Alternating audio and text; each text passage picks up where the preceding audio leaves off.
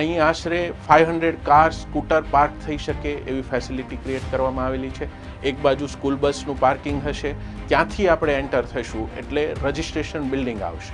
અહીં રજિસ્ટ્રેશન બિલ્ડિંગની અંદર કેમ્પસની સેફ્ટી સિક્યુરિટીનું આખું મોનિટરિંગ થઈ શકે અને ત્યાંથી જ આખા કેમ્પસને કંટ્રોલ કરી શકાય એવા પ્રકારની વ્યવસ્થા કરવામાં આવી છે. સેફ્ટી અને સિક્યુરિટી કેમ્પસ માટેની અમારી એટમોસ્ટ પ્રાયોરિટી રહેલી છે. અહીં આખા કેમ્પસની અંદર આશરે 100 વીઘાની અંદર ફેલાયેલું આ કેમ્પસ છે. તો એની કેમ્પસને વ્યવસ્થિત રીતે બાઉન્ડ્રી વોલ અને એના ઉપર ફેન્સિંગથી કવર કરવામાં આવેલું છે.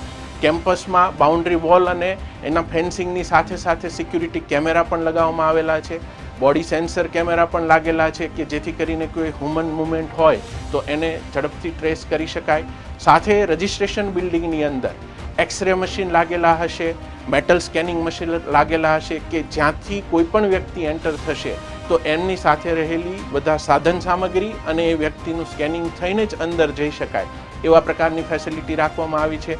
રજિસ્ટ્રેશન બિલ્ડિંગની અંદર કોઈ પણ વ્યક્તિ આવશે એટલે ત્યાં આગળ એ વ્યક્તિની સાથે વાતચીત દરમિયાન એમને શું કેમ્પસની અંદર કામકાજ છે, કયા વિભાગમાં મળવાનું છે, એ બધું એમની સાથે વાતચીત થઈ અને આખું રજિસ્ટ્રેશન થશે. ત્યારબાદ એ વ્યક્તિને અહીંથી ઇલેક્ટ્રોનિક્સ ગોલ્ફ કારની અંદર કેમ્પસની અંદર એને એડમિન બિલ્ડિંગ અથવા તો જે તે વિભાગ સુધી લઈ જવાના હોય છે.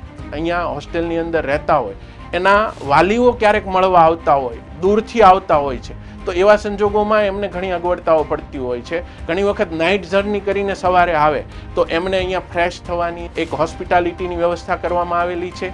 લેડીઝ જેન્ટ્સ અલગ અલગ ડોર્મેટરીની ફેસિલિટી આપવામાં આવેલી છે, જ્યાં આગળ વાલી બહારથી આવેલા હોય તો એમને આરામ પણ થઈ શકે અને ફ્રેશ થઈ શકે. ત્યાર પછી એ કેમ્પસમાં એન્ટર થાય એવા પ્રકારનું અહીંયાથી કેમ્પસ કંટ્રોલિંગ બિલ્ડિંગ એટલે કે રજિસ્ટ્રેશન બિલ્ડિંગની ફેસિલિટી કેમ્પસની અંદર આપવામાં આવેલી છે.